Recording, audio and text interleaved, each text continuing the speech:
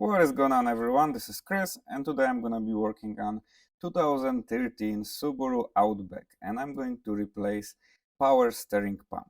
So let's start and let's put the car inside and let's start working on it. All right, guys. So this is our power steering pump right here, and to get there we have to remove a couple things. So let's remove the top plastic cover. And then, of course, we have to remove the serpentine belt. To remove it, you have to get 15mm socket and remove the belt like so.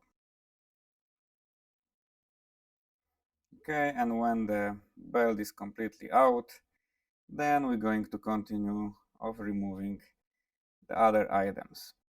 We need to remove this bracket right here. There is a bolt right there and another one on the other side. So once this is out, we're going to remove the hoses. You will leak some fluid out of it. So it is best to get some rag under or some paper under the hoses. I will drain the fluid completely out because I will replace the fluid anyway, so I don't mind that it's leaking a little bit. I put the rag so I'm not making a lot of mess, and try to make it as clean as possible. And that fluid on this car was never replaced, and the car had it's got 120,000 miles, so it's really good time now to replace it completely. So I'm gonna drain everything out and put fresh fluid. And now, guys, there is 2 bolts for the power steering right here, but don't remove them. I'm gonna tell you why in a second. And there is 1 bolt on the back right here, and that look like you are able to just remove those 3 bolts and that connector, and you able to remove the power steering, but you are not. I mean, you are able to remove the front 2 bolts, but the bottom one, look at that, guys. I'm gonna show it for the video purposes only, but I knew that's gonna happen like that. So you're not able to remove it completely out because that's a bad design from the Subaru. And to remove the power steering, you need to remove the whole bracket with the power steering. And to do so, you have to remove the alternator.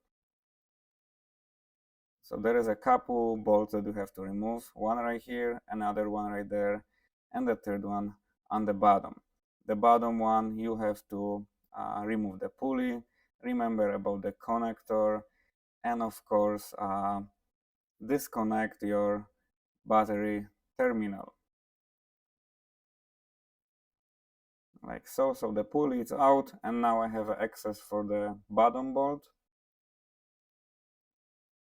Thus you gotta remove it, and then you can pull the alternator on the side. So now we got more room and the access for the bracket, and there is bolt right here, right there, the third one right here, and there is one more on the front. I'm gonna show you in a little bit. So let's go and let's start with those 3 one.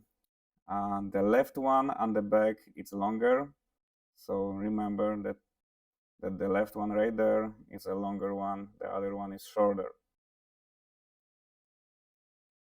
So now I'm gonna remove the front one,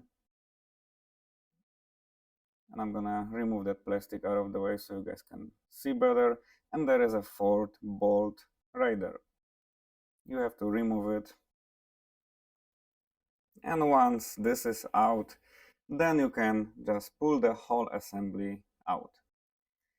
And the new power steering I purchased from junkyard, and the new power steering came with the bracket already, but I'm gonna just transfer the tensioner to the new power steering. I got the one from the junkyard, so they didn't remove the power steering, just the power steering itself. They just remove it with the bracket. But if you have one without the bracket, you just need to remove the front 2 bolts and the third one on the back, and just put it on in the bracket. So let's go ahead and install it back in, and that's reverse direction. So 4 bolts for the bracket, then the alternator.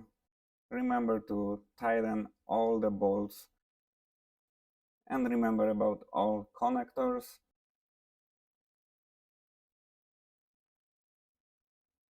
So once all of them are in, then I'm gonna be able to put the pulley back.